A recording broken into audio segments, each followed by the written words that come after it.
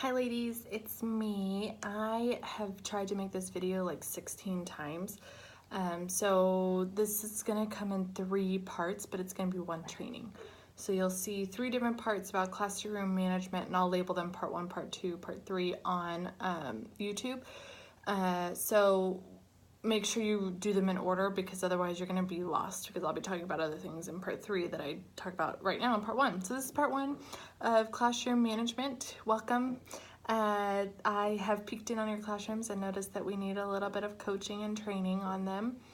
I want to let y'all know that I think that a lot of it is coming from maybe some things that I've said in the past, where I've said, you know, I want them to leave feeling loved and loved by Jesus, loved by you, and feeling happy, but that does not mean that they get to walk all over you. Like, it's okay for them to be disciplined and guided, and for your expectations to be shown, because that's how they learn. So they're still happy learners, they're still loved.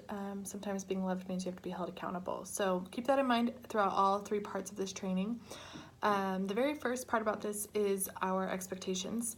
Expectations are listed out for you. They're the fruits of the Spirit. So you need to make sure that you are following those, sharing those.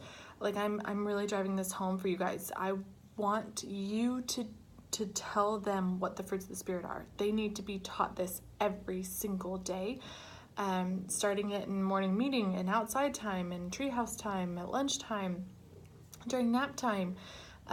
They need to be talked about and shown and demonstrated for them, modeled for them.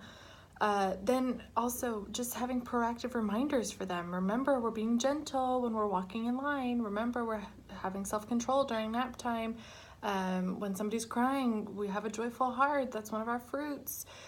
Giving them little reminders is really helpful. So doing that for them is really key and important, so that they can also know, like, oh, I'm not showing joy, so I need to pull it together. Or, oh, this is not self-control, and now they know what self-control is, because you have demonstrated, modeled it, and then held them accountable to doing it. This should also be held in your discipline and guidance. If somebody hits, they do need to sit in timeout. They do need to take a break. Eli, he needs to put his hand in his shirt. Those are all consequences, but remembering to use your vocabulary of the fruits. Eli, your hand is going in your shirt because you're hitting, and that's not gentle or kind.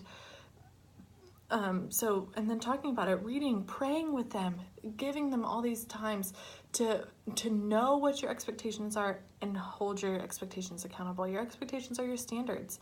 So, end of part 1, my expectations for you are to be doing this, to be sharing the fruits of the Spirit with them. If you're not doing that, you're not meeting my expectations. So, on to part 2.